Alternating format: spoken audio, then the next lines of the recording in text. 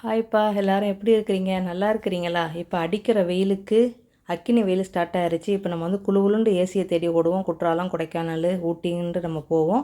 நம்ம ரூமை எப்படி ஜில்லுண்டு வைக்கலாம்? அதுக்கு கொட்டாங்குச்சி இருந்தால் போதும். அந்த வீடியோ உங்களோட ஷேர் பண்ணுறேன், அந்த டிப் ஷேர் பண்ணுறேன். அதோட சேர்த்து நம்ம கரண்ட் பில்லை நிறையவே நம்மளுக்கு குறையும். இந்த டிப்போவில் நீங்கள் செஞ்சீங்க அப்படின்னா உடம்பும் குளுகுளுண்டு ஆகக்கூடிய ஒரு ஜூஸும் உங்களோட சேர்த்துருக்குறேன். பாருங்கள். பார்த்துட்டு உங்களுக்கு இந்த வீடியோ பிடிச்சா லைக் பண்ணுங்கள். அப்படியே உங்கள் ஃப்ரெண்டு ஃபேமிலி ஷேர் பண்ணுங்கள். இப்போ நம்ம வீடியோவில் போகலாம்.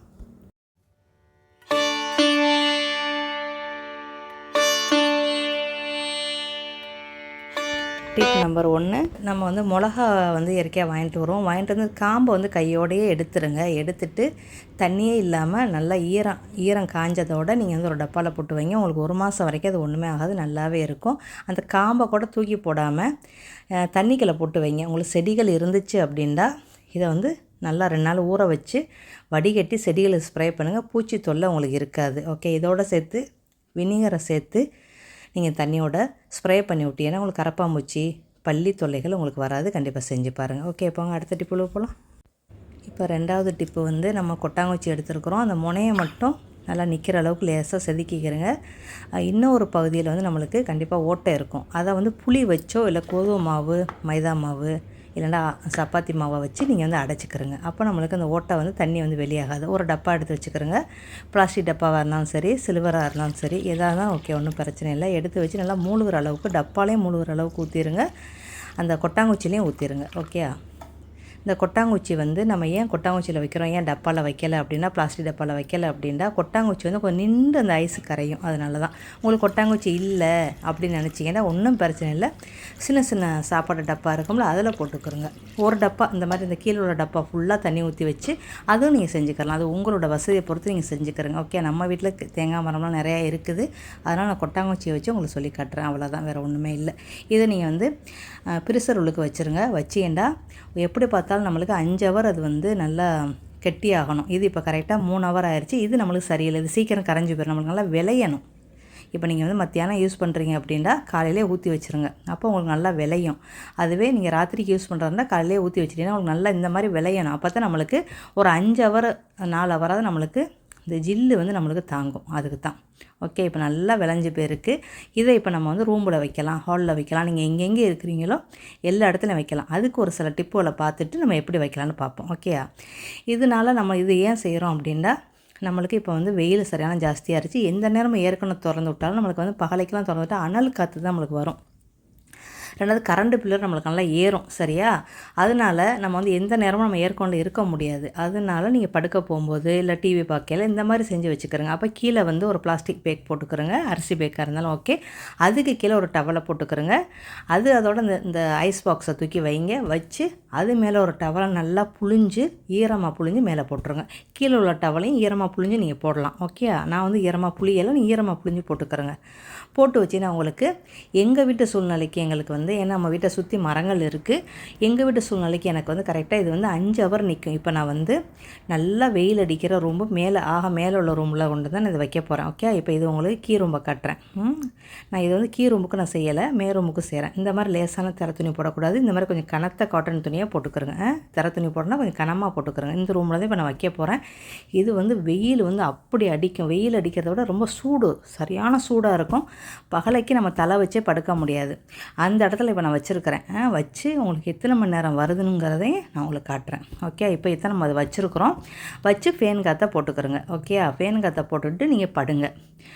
பகலை கூட நீங்கள் ட்ரை பண்ணலாம். இப்போ நீங்கள் 3 மணிக்கு படுக்கிறீங்க அப்படின்னா நீங்கள் ட்ரை பண்ணி பார்க்கலாம். நல்லா ஜில்லுன்னு நல்லா காற்று வரும், குளிர்ண்டு வரும். இதை வந்து கொஞ்ச நேரம் திறந்து வைங்க. மத்தியானம் 2 மணிக்கு மேலே கதவை சாத்திடுங்க. ரொம்ப வெயில் உச்சிக்கு போனதோட நீங்கள் பால்கனி கதவு, ஜன்னல் எல்லாத்தையுமே சாத்திடுங்க. இல்லைன்னா அந்த வெயில் வந்து உள்ளுக்குள்ளே அப்படியே நிற்கும், அந்த ஜூடு அப்படியே நிற்கும். நம்ம நினைப்போம் காத்தோட்டம் வரும் அப்படின்னு 2 மணிக்கெலாம் சாத்திடுங்க. உச்சிக்கு வெயில் போனதோட சாத்திடுங்க. 1 மணி 2 மணிக்கெலாம் ஜன்னல் கதவை சாத்திடுங்க. இப்போ நான் உட்காந்து வீடியோ தான் எடிட் பண்ணிக்கிட்டு இருக்கிறேன். நான் இது எத்தனை மணி நேரம் வருதுன்னு உங்கள்கிட்ட கரெக்டாக சொல்கிறேன். ஓகே, மேலே ஒரு துணி போடுற காரணம் வந்து ஐஸ் நம்மளுக்கு லேஸில் உருவக்கூடாது, அதனால் போட்டிருக்கோம். இந்த மாதிரி ஃபேன் இருந்தால் கூட, டேபிள் ஃபேன் இருந்தால் கூட நீங்கள் வச்சுக்கலாம். எந்த இடத்துல இருந்து டிவி பார்க்குறீங்க இல்லை வேலை செய்கிறீங்களோ அந்த இடத்துல கூட நீங்கள் வச்சுக்கலாம், ஒன்றும் பிரச்சனை இல்லை. ஓகே, இந்த மாதிரி வைங்க. கரெக்டாக 4 மணி 5 ஹவர் ஆயிடுச்சு. 5 ஹவர் சென்று இப்போ நம்ம திறந்து வைப்போம். அந்த கீழே உள்ள துணியில் நல்லா ஈரமாக நல்லா ஐஸ் இறங்கியிருக்காங்க பாருங்கள். டப்பாவில் உள்ள ஐஸ் எல்லாம் நல்லா கரைஞ்சி ஜில்லுன்னு இருக்குது. மேலே உள்ள அந்த கொட்டாங்குச்சியில் உள்ள ஐஸ் மட்டும் ஒரு பாதி காவாசி அப்படி இருக்கிறாங்க.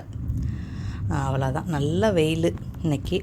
இதெல்லாம் நம்மளுக்கு இப்படி இருக்குது. ஓகே, இது வந்து இன்னும் ஒரு 1 ஹவர் நம்மளுக்கு நல்லா ஜில்லுண்டு இருக்கும் இது.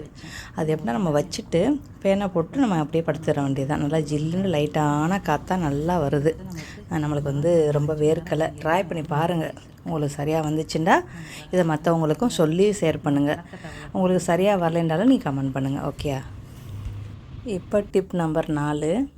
நம்மளுடைய கட்டில் சில மர ஜாமான் வாங்கும்போது ஸ்டிக்கர் ஒட்டியிருக்கும். அந்த ஸ்டிக்கர் ரொம்ப பழைய ஸ்டிக்கராக இருக்கும். அதுக்கு நம்ம என்ன செய்யணும் அப்படின்னா லைட்டாக அயன் பாக்ஸை சூடு பண்ணிவிட்டு அடைச்சிடணும். சுவிட்சை அடைச்சி லைட்டாக அப்படியே வைக்கணும் அந்த ஸ்டிக்கர் மேலே. ஓகே, ஸ்டிக்கர் மேலே வச்சு ஸ்டிக்கரை எடுத்துடணும். எடுத்தாலும் நம்மளுக்கு அந்த பிசு தன்மை நம்மளுக்கு இருக்கும். அதுக்கு நம்ம என்ன செய்யணும், துணியிலையோ இல்லை டிஷ்யூ பேப்பர்லேயோ கொஞ்சோண்டு எண்ணெயாக இருந்தாலும் பரவாயில்ல, கொஞ்சோண்டு எண்ணெய், கோகோனட் ஆயிலாக, தலைக்கு தேய்க்கிறதா, குக்கிங் ஆயிலாக, எதாக இருந்தாலும் பரவாயில்ல, எடுத்து நீங்கள் அந்த பிசுன்னு உள்ள இடத்துல வந்து அந்த ஸ்டிக்கர் ஒட்டி இருக்கிற கம் இடத்துல வந்து அப்படியே தடவுங்களேன். கொஞ்ச நேரத்துலேயே 1 செகண்ட்லேயே உங்களுக்கு நல்லா ஆயிரும். அவ்வளோதான், முடிஞ்சு போச்சு. அதோட தொடச்சி விட்ருங்க. அதுக்கப்புறம் நம்மளுக்கு அதில் அழுக்கு ஒட்டவோ உள்ளவோ அது அசிங்கமாக இருக்கோ வேலையே இல்லை. இது வந்து நம்ம வாங்கினா உடனே செஞ்சிடணும். நான் இந்த கட்டில் வாங்கி கிட்டத்தட்ட ஒரு 6-7 மாதம் ஆயிடுச்சு. இப்போ தான் ஊருக்கு போயிருந்தேன். அதனால் சரி இதை பார்த்து எனக்கு ரொம்ப அசிங்கமாக தெரிஞ்சிச்சு. அதனால் இதை நான் செஞ்சுருக்கிறேன். ஓகே, ஆனால் வந்து நான் வந்து அயன் பாக்ஸை வந்து சூடு பண்ணிவிட்டு அடைச்சிட்டு அந்த ஸ்டிக்கர் மேலே வச்சு நான் எடுத்தேன். அந்த வீடியோ உங்களோட ஷேர் பண்ண முடியலை. இந்த மாதிரி தான் செஞ்சேன். ஓகே, இப்போ பாருங்கள் நல்லா வல்லுண்டு பிரிச்சு. நம்ம தேவை அயன் பாக்ஸு, எண்ணெய், அப்புறம் ஒரு டிஷ்யூ பேப்பர் இல்லை ஒரு துணி வேணும். அவ்வளோதான், சூப்பராக நம்ம எடுத்துடலாம். ஓகே, இப்போ நம்ம வந்து நொங்கு பால் செய்ய போகிறோம். நொங்கு பால் நான் எங்கே வாங்கினேன் அப்படின்னா உச்சப்பள்ளி, அதாவது தனுஷ்கோடி ராமேஸ்வரம் போய்ட்டு திரும்புகிற ரோடு, அந்த அரியமான் பீச்சுன்னு ஒன்று இருக்கும். அதில் வளையிற இதில் வாசல்லே நொங்கு வச்சு விற்றார். அவர்கிட்ட வந்து வாங்கி எல்லோரும் சாப்பிட்டுட்டு கொஞ்சம் பேலன்ஸ் தங்கிருச்சு. அதை எடுத்துகிட்டு வந்து இப்போ காலையில் நான் வந்து நொங்கு பால் செய்ய போகிறேன். நொங்கு வந்து சரியான குளிர்ச்சி. இந்த வெயில் சீசனுக்கு இதெல்லாம் நம்மளுக்கு கிடைக்கும். நான் வந்து அந்த தோலையெல்லாம் உரிச்சிட்டு இந்த நொங்கு பால் செய்யலாம். நொங்கு சர்பத்தும் செய்யலான்னு பார்த்தேன். என்னோட நன்னாரி சர்பத்தும் முடிஞ்சிருச்சு. அதனால் சரி நொங்கு பால் செய்வோமே அப்படின்ட்டு நான் நொங்கு பால் செய்ய போகிறேன். ராத்திரியே பாலை ஊற்றி ஜில்லில் வச்சுட்டேன், ஐஸ் பெட்டியில் வச்சுட்டேன். இப்போ இந்த தோலையெல்லாம் உரிச்சிடலாம். இது நல்லா நம்மளுக்கு உடம்புக்கு நல்லா குளுப்பு வரும். நம்மளுக்கு அதாவது இந்த வெயில் சீசனுக்கு நம்மளுக்கு பதனி, இந்த நொங்கு இதெல்லாம் நம்மளுக்கு உடம்புக்கு நல்லா குளுன்னு இருக்கும். அப்புறம் தர்பூசணி அதெல்லாம் நம்ம சாப்பிட்டோம்னா நீர்ச்சத்து இது. 2வது உடம்புல உள்ள வேர்வைகள் நம்மளுக்கு நிறைய வெளியாகும்ல, அதனால் சப்ஜா விதை ஊற வச்சு ஜூஸில் கலந்து குடிக்கலாம். அப்புறம் வந்து பாதாம் பிசுன்னு குடிக்கலாம். அதே மாதிரி தர்பூசணி சாப்பிட்லாம், ஜூஸ் போடலாம். நொங்கு வந்து சாப்பிட்லாம், ஜூஸ் போடலாம், எல்லாமே செய்யலாம். ஓகே, இப்போ தோலை ஃபுல்லாக எடுத்தாச்சு. தோலோடு சாப்பிட்றது ரொம்ப நல்லது.